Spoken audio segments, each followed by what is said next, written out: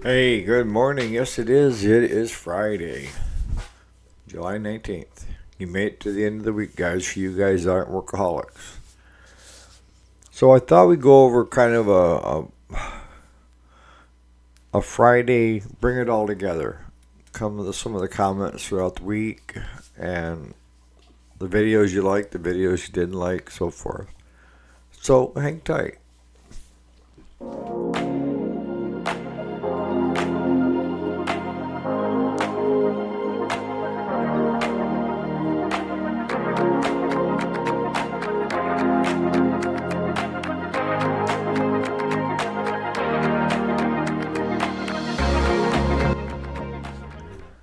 Alrighty, welcome back to the channel. My name is Eric, and this is the weekday, Monday through Friday. Today is Friday, July 19th. It's available on podcast as well. So, what are we talking about today? Well, what we're talking about today is what videos are the ones that you like to see, you know?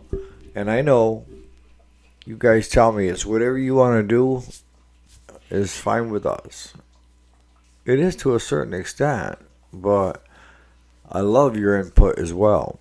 Now, what did you guys think of the crankshaft? I didn't do very much editing on that, and the reason I didn't is I wanted to show that it's not some easy 5 second job that you can knock out in no time, that it takes time.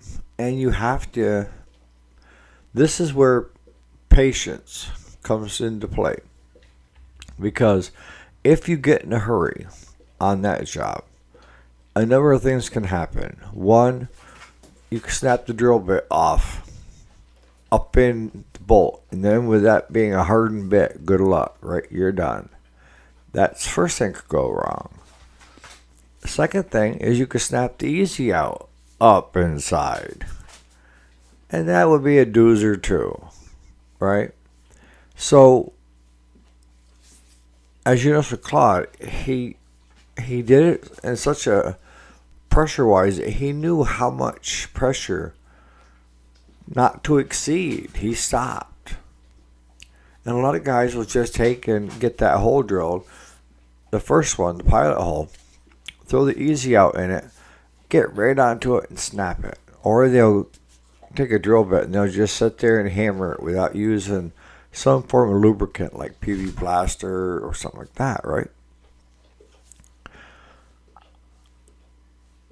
And then thirdly, when you're using a set of torches, I mean, Jason, I've never used the bottle gas, the propane or whatever. But I guess it could do the same thing. But the problem I see with it is it doesn't have the excessive heat needed to heat it quick and then have the ability to cool it quick with the PV Plaster. If you're using MAP gas or any of the ones from the bottles, it takes a longer time to get that hit, right? And when you're doing it, the longer it takes, the more it's radiating, right?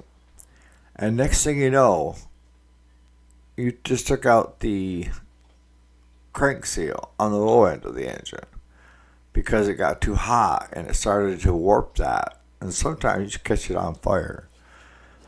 But that's why you notice that Claude didn't stay long with the torch there and got it right out and then hit it to cool it down. That's what and it also causes, the one to swell and one to shrink. So it comes out, breaks it free. And he had to do it 2 times because the first time he thought it'd be better if once he got it broke free, it would stay broke free, right? And they put in so much, Loctite in that thing. And he also felt that they cross-threaded it at the factory, and that led to the failure. Could be, could not be, I don't know. But I didn't see any cross-threading on the bolt that we took out. And the new bolt threaded right up in, so I don't see it. But he ended up having to heat it again and then cool it again. And then I told him, just don't stop. Keep going. Take it right out. As long as it's turning and it's not turning where you feel it's going to snap, turn it. And once he had it out so far, I knew we could take the welder and just, if you got it sticking down, guys, you can weld a nut to that bolt that's sticking down, what's left of it, and take it out with a wrench, or ratchet. And I also wanted you to see that with Loctite from the factory on those things, that, old school, your biggest problem was rust, okay? So if you could drill a hole right up through that bolt, and you could get on the other side of it, taking some PB Blaster and squirting it up in there would loosen the rust, and it would come out. It wasn't doing it with the Loctite. The Loctite is doing its job, and it was holding that bolt in there good. And it doesn't allow the PB Blaster to soak down through the threads to help break it free, right? And I wanted to show that it's just not simply taking out a bigger drill bit and running it up through and just doing it once. We've never had any luck doing it like that. There is a process, a thought to how we do things, and it comes from experience. And the thing I didn't show you was we have a pinprick. It's a punch with a hardened tip. And we get right dead center of that, and then just give it a good tonk. That will give us a starting point, and we start with as small a bit as we can. So it's not taking a lot of meat, but it's working its way up through. And I don't know if you caught it or not, but we used 4 different bits. We kept working up in size until we got to the point of, if we go the next bit, it may touch the threads. And, yes, I have seen, we have done it, like on cast aluminum, where we would drill out the whole thing, and then we would, cut threads and go with a bigger size, right? Oversize it. Not so easy on crank. Can it be done? Absolutely. But you got to have a little better equipment than what we have. If we go to a machine shop. So you got to do it gradual up through. Now, what I probably should have done after looking at the video yesterday was edit out some of the foul language, but, I thought you guys get a kick out of it too, of what I have to put up with on a regular basis. I say a prayer for him every night. Good Lord, he needs it. So, it's so much easier if you got 2 guys to help, one to hold pipe wrench, one to, for most of the video, the camera was hooked to a handle, and I was in there helping him as well, right? So, and also moral support. I'm pretty good at moral support. So, that's the one video. Now, could I have condensed it, edited it, and took it down to 5, 6 minutes, 10 minutes? Absolutely. But I don't want you guys to get the impression that it's an easy fix and that I can just go out and knock it out in my garage in less than 10 minutes and not let you listen to. I try to explain, or I try to get Claude to explain why we don't do certain things. And, everything from the drill bit snapping inside of it, the easy out snapping inside of it, those are hardened. And unless you have a great set of bits, you're dead in the water. And I don't want you to get into a hurry. And then I don't want you to get frustrated because it's not going as easy as the video says it's going. It's taking more time. What parts did the person doing the video leave out that were crucial to that fix? And that's why I left the camera rolling. The only time I did any editing on that was when I had to go get my drill because his drill chuck was slipping. So I cut that out.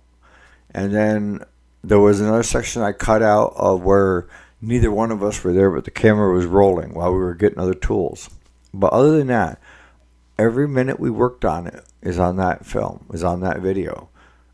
To show you, I don't care how good you are.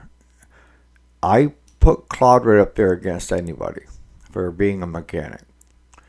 And if it takes him that long, and you have very little mechanical skills, and you haven't done it, a lot, expect to have it take longer. And make it part of I'll be honest with you. If I had never done that before, I probably would have watched that video of Claude 2 or 3 times to make sure I didn't miss any steps. And I tried to, with the video, leave everything in there so there weren't any steps missed.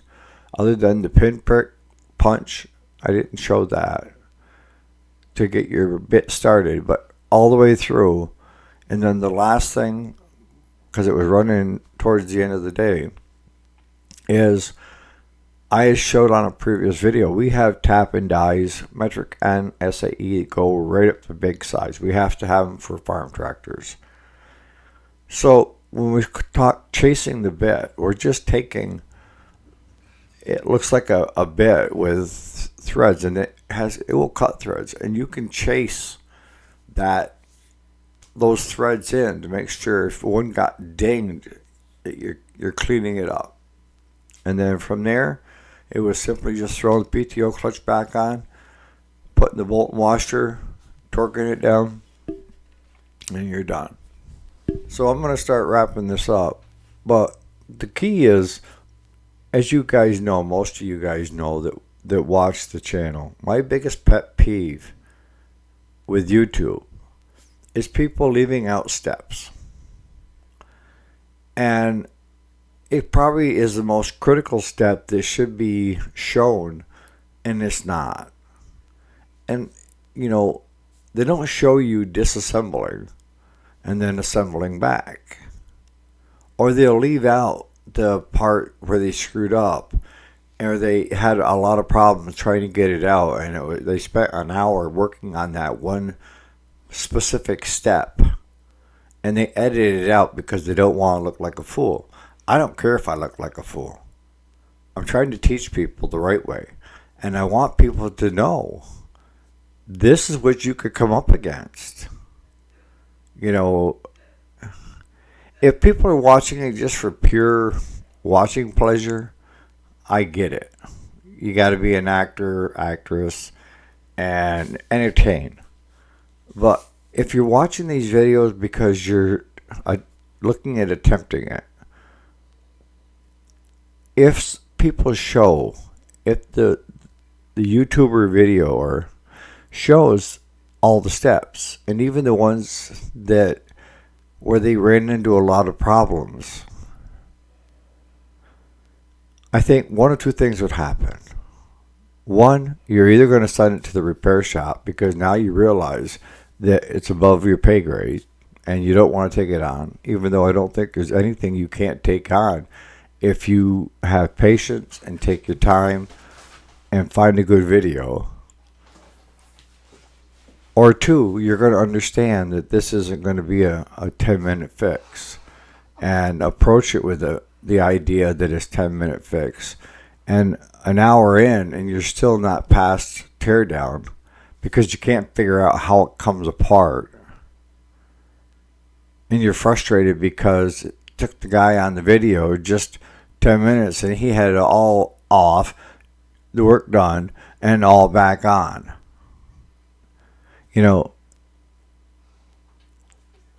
again, it's great if you're just sitting there just to entertain yourself. But I think more and more people, especially with the economy, it's the economy, stupid, don't have the extra disposable income, so they're trying to get stuff done. And this could be you. You could be trying to do things on your own.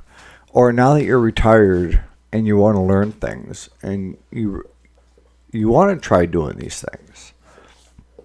But if I leave out a couple steps, it could hurt you in the end because you get discouraged. And I don't want you to get discouraged. That's the biggest thing is, if you start getting frustrated or angry or mad at what you're working on, my rule has always been take 10, take 5, walk away, go have a cigarette, go do something, have a cup of coffee, and then come back. Don't sit there and just keep. And that's where it's handy to have two people, because sometimes the second guy can see something the first guy, overlooked. And sometimes it takes two people to do the job. So on that note, you guys have a great Friday, and we'll catch you here bright and early Monday morning. And you guys, I'll catch you over the weekend sometime doing a video. But keep the comments coming. I hope I'm going in the right direction when it comes to what you're looking for out of videos. I plan on spending more time on other aspects of the videos, but this kind of took a life of its own, so it is what it is, right? All right. Thanks so much for watching.